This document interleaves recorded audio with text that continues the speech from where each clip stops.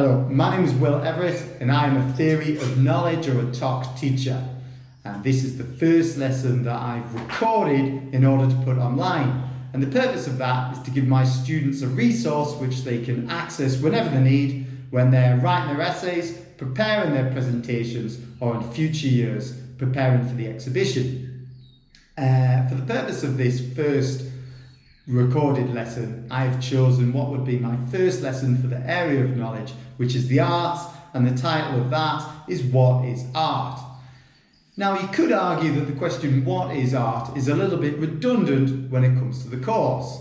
However, I think an investigation into that question tells us a lot about the relationship of concepts to propositions which themselves are knowledge claims. For example, Lima is the capital of Peru. Inside that proposition, you have various concepts. The concept of a country, the concept of capitals.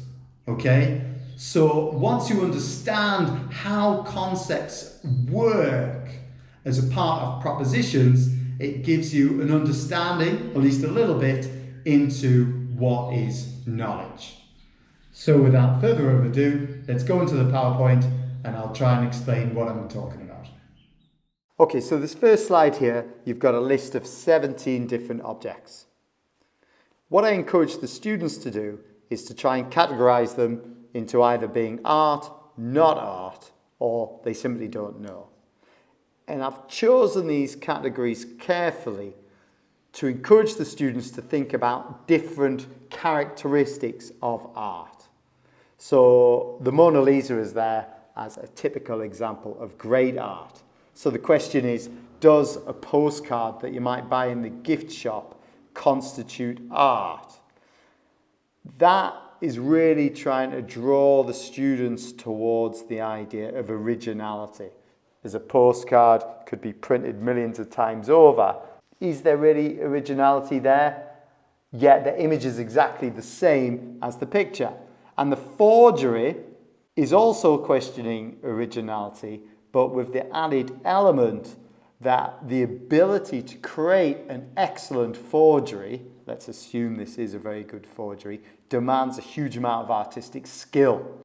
The next slide, I encourage the students, and I encourage you to try and extrapolate from that categorizing task the characteristics of what makes something art. So the Mona Lisa or a Ferrari you might consider as beautiful and designer clothes, but budget clothes could also be considered beautiful, and of course a piece of nature like a beautiful shell on the beach. Would you argue the same way that the shell, which is a product of nature, a natural thing, is original, and the designer clothes you might argue are original, and the budget clothes are copies, at least of the basic design. So again, originality is brought into question.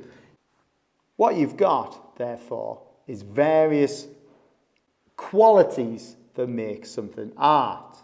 And then if you go back to the previous slide, you'll see that some of the examples fulfill some of the qualities of art, and others will fulfill other qualities of art. So then we're left with a bit of a question. How can we use the concept of art in any meaningful way? What we find that we're doing is we are playing the definition game, and we are trying to define absolutely the concept of art. And trying to do this with art brings into focus the difficulty of the definition game. So let's take a simpler concept, the concept of a dog. Okay, a classic definition would be a furry mammal with 4 legs that bark. Now I know that in Peru, a Peruvian dog has no fur, but it's still a dog. So we could also find a dog, for example, a neighbour's dog that I know of doesn't bark, and it also lives in Peru. So the problem with the typical definition of a dog is that there's always going to be exceptions. And this is very much the case when it comes to art. Now, what is one conclusion of this? One conclusion is that it's impossible to define what art is. But that's not really fair of how we use that word or how we use that concept. So what's going on here? Why is it that we have a concept that seems quite simple at first glance, but then quickly becomes very difficult to quantify or to define? One way of solving this problem is to look to Wittgenstein's Family Resemblance Theory. Any family, there are different family members that share certain characteristics. And certain family members, those characteristics will be quite obvious, and it's possible that there will be other family members where there will be no shared characteristics whatsoever. It's better to understand that family as a group. Within that family, you might have an ideal member. So they will have certain features that are shared by many members of that family. Maybe not even all. And you might have an atypical member who might share one or two features with one or two members of that family. But they are still part of that family when seen as a whole. My argument would be the concept of art is best understood according to family resemblance theory. To dig a little bit more into this, family resemblance theory, as Wittgenstein would claim, is that we don't have general concepts for each category.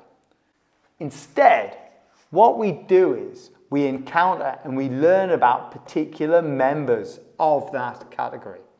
And then you assess those members according to that category probabilistically. And you do this by family resemblance. Now, yeah, you might find rigid features that define that category, absolutely. But arguably only after a lot of investigation. And one example springs to mind is biology. Family resemblance theory would suggest that instead of first learning the concept that defines any particular category, you first learn or you encounter particular members of that category. And then you compare those members to the other members. And you do that probabilistically.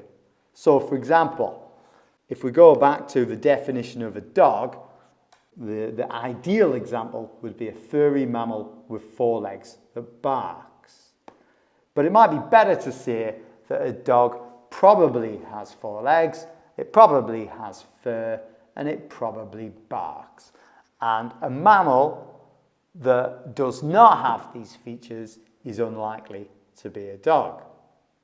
So in the same way, we can apply family resemblance to art.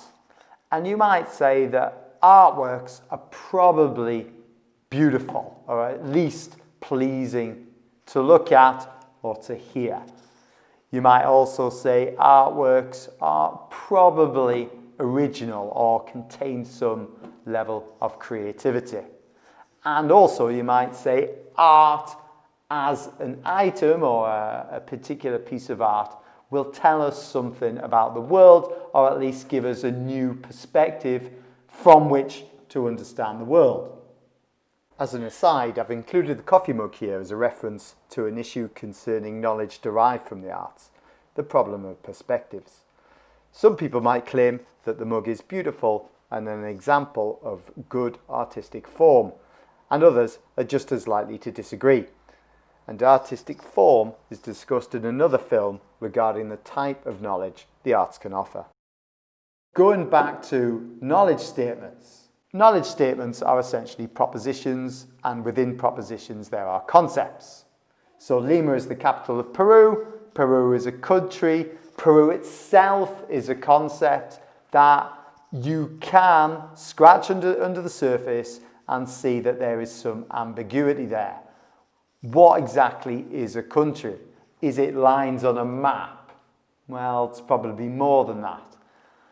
Therefore, to some extent at least, since propositions are using concepts and concepts have some ambiguity, knowledge based on those concepts and propositions is to an extent ambiguous.